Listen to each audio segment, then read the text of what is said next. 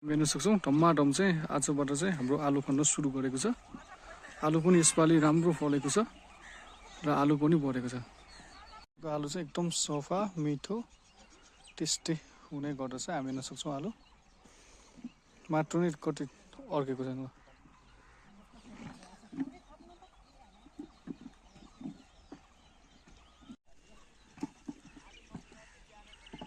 आज चाहिँ म तपाईँहरूलाई देखाउनु गइरहेको छु चाहिँ कति ठडीको चाहिँ आलु पनौटे खोपासीको फाँटमा फल्ने रहेछ।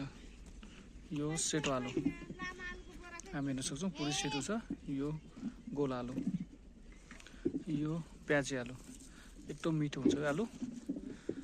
यो हल्का लाइट ब्रिटिस आलु, यो चाहिँ गाढा रातो ब्रिटिस आलु एकदम मिठो हुन्छ यो 5 थरीको आलु चाहिँ हाम्रो आज खेतमा फलेको।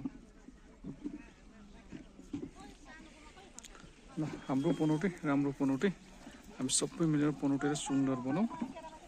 जय पनौटे।